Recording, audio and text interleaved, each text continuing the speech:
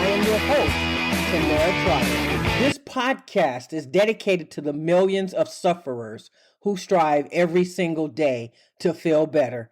Did you know that over 800,000 people commit suicide every single year?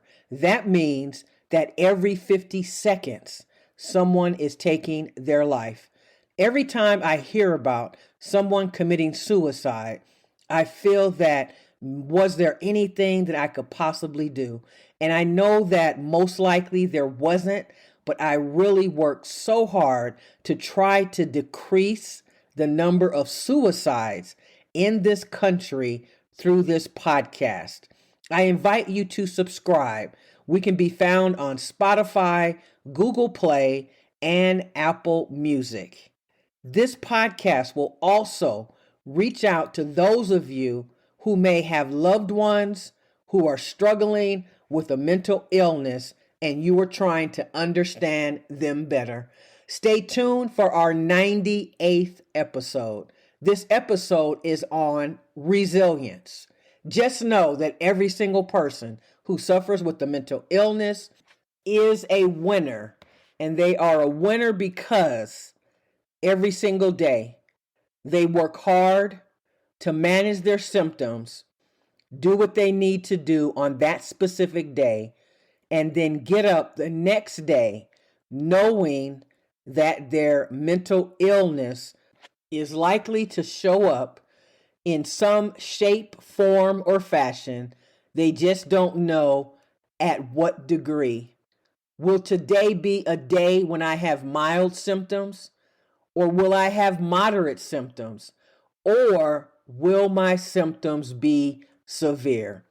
And that is something that happens every single day, because usually this dreadful disease known as depression very seldom takes a day off. And because this disease never takes a day off, that's why it is incumbent upon us to have a plan in place, because we know typically what to expect, and that is why being proactive is essential. Today, we'll be talking about resilience. And resilience is something that most people who suffer with depression, and not just those of us who suffer with depression, we are resilient at birth. And it's just a matter of us relying on that resilience when we need it. So let's first define what is resilience. Resilience is a capacity to withstand or to recover quickly from difficulties. Toughness. It is the ability to process and adapt well in the face of adversity, trauma, tragedy, threats, or significant sources of stress. I want you to think for a moment, where do you think you stand when it comes to resilience? Have you ever been put to the test? Have you ever been in a situation where you knew that the only way that you could survive was to rely on your ability to cope and to overcome circumstances that present themselves? I feel like I know that I am a resilient person.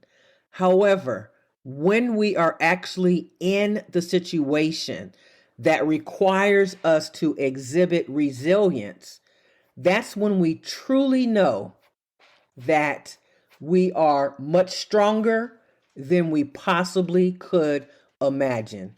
So I want you to just think back over the last 5 years, or maybe it was the last year or the last 6 months, or perhaps the last 3 months.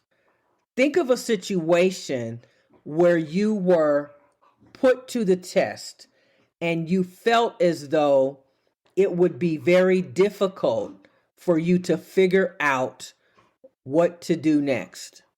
because you were stressed out over the loss of a loved one, or you were stressed out because your spouse lost their job, or you were stressed out because your child is angry and no one can figure out why, and the issue appears to be getting stronger and stronger. They're having temper tantrums. They're throwing things. They're breaking things. They're yelling and screaming. And this behavior is new. And you're trying to figure it out. I understand. I get it.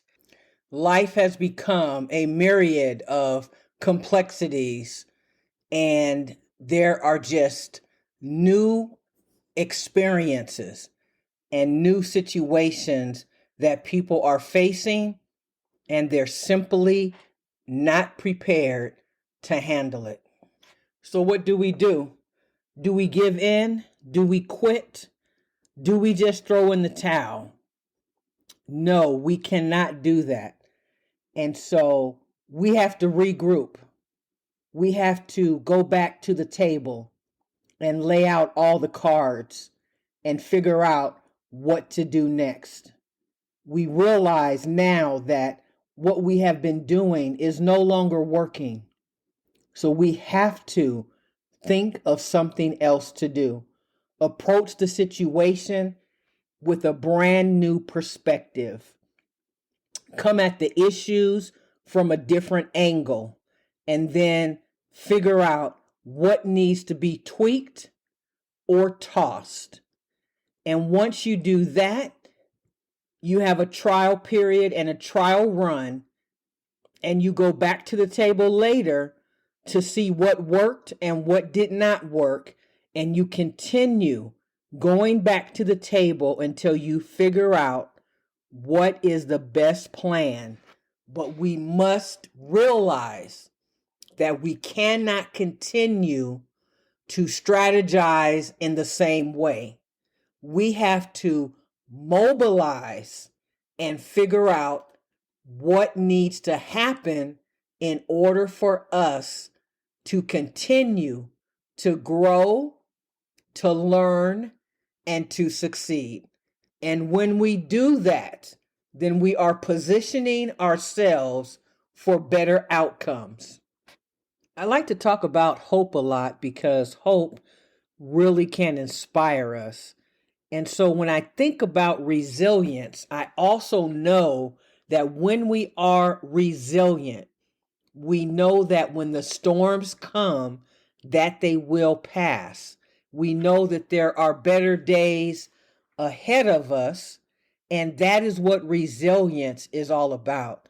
Being resilient is, it's not feeling great every single day, but it is pushing yourself, knowing that you cannot refrain from pushing yourself because it is a requirement and a necessity for someone who suffers from depression.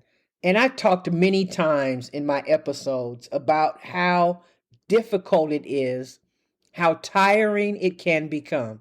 I've also shared with you that I have taken psychotropic medication for the past probably 15 years.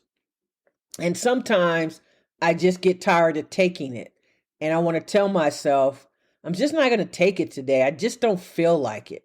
But when we set ourselves up and do something differently, like refraining from taking our medication, even for just one day, then we're not being proactive. So being resilient is recognizing that no matter how I'm feeling, I have to take the steps in order to feel better. Is it fair? No, it isn't fair. Is it something that anyone should have to go through for all of their life? No, I wouldn't agree with that. But sometimes we have to recognize that the things that happen in our lives and what we are either subjected to or diagnosed with or have to deal with is something that is going to make us stronger. It is going to be the testimony of the strength and the courage that it took to keep going. So pat yourself on the back, because when you are resilient, that means that you know that giving up is never an option. So when there is a day that comes when you are not feeling your best, I don't want you to beat yourself up about it. What I would rather you do is recognize the small wins and also realize that you are still here. You are listening to this podcast because you care, because you want some answers, because you want to feel better, or you want to help someone else in your life feel better.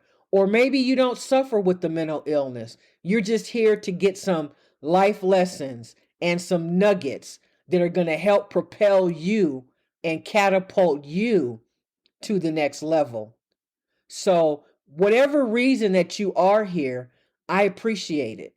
And as I said, this is my 98th episode. And if you just found this podcast, there are 97 other episodes, little bits of encouragement, nuggets that are going to help you look at life from a different lens.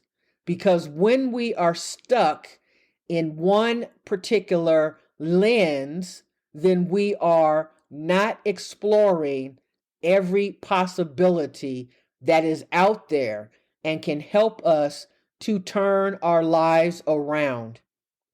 I want you to think about how far you've come. Yes, you may say, I have come a little ways, but I have so much further to go. That's okay, because as long as you are putting one foot in front of the other, then you are building momentum.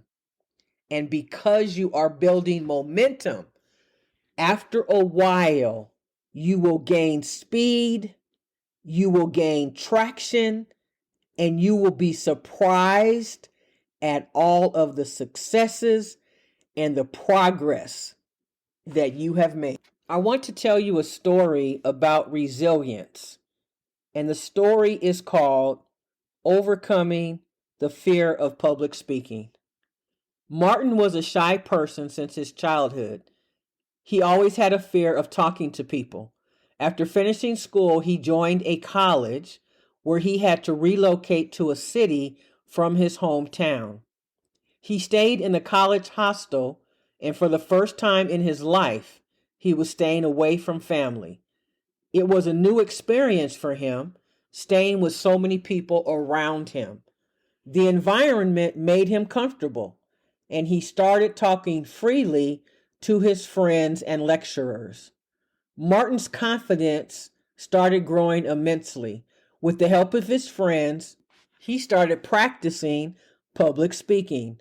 One day, he got the opportunity to give a speech at the college annual event. He prepared himself very well for the event, and on the day of the event, he got nervous seeing the large crowd. His body started shivering, and no words would come out of his mouth.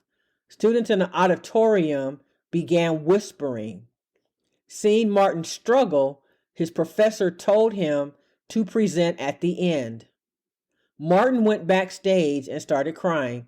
His friend consoled him and said, Martin, you have prepared very hard for this. Just remove any thought in your mind. You are resilient. Go and present yourself, and I believe you can do it. After some time, he went again to present. He was still nervous. He took a few deep breaths and said to himself, you are tougher than what you think. You can do this. As he started his speech, his voice turned the attention of everyone in the auditorium. He was very confident and immediately went into the flow. After his speech, people gave him a standing ovation. On that day, Martin gave one of the best speeches. You see, opportunities come rarely, and even when you fail to grab them in the first attempt, you have to recover quickly and try again. The more you face failures, the more you become resilient. And in the future, whenever you encounter any challenging situations, you will have the ability to spring back and to reach your success and happiness. Now, Martin could have, after the first speech and feeling so nervous, he could have just left and went home. But he got some encouragement from friends who knew that he had practiced and prepared, and just because he was nervous did not mean that he could not be successful. You see, Martin exhibited resilience. He didn't give up. The same people that were whispering when he went out the first time should have admired the fact that he had the courage to come back and to start again. And as you listened in the story, it said that he gave one of the best speeches that night and that he received a standing ovation. So my question to you is, what is holding you back and keeping you from realizing that you are resilient? Is there something that you feel you failed miserably at? Go back and try it again, because it is a known fact that 99.9% of success is perseverance. You are resilient. Remember that. Go out and get what it is you want and start to feel better. I never want to end my podcast without thanking you so very much for listening. Would you consider becoming a patron for Win Over Depression? You can go to www.patreon.com. That's patreon.com/Tamara Trotter. Tamera. Last name is Trotter. Trotter. In 2 weeks, we will drop our 100th episode, and we are encouraging our listeners to give a one-time donation of $100 in commemoration of our 100th episode. Please consider helping this channel to reach more markets, to grow, and to expand internationally. You have been such great listeners and the best part of Win Over Depression. And again, thank you for hanging in there with me and for listening to these words about how we can all help reduce the number of suicides that are committed in this country. I will see you next Friday. Stay in the game of life. Remember, giving up is never an option.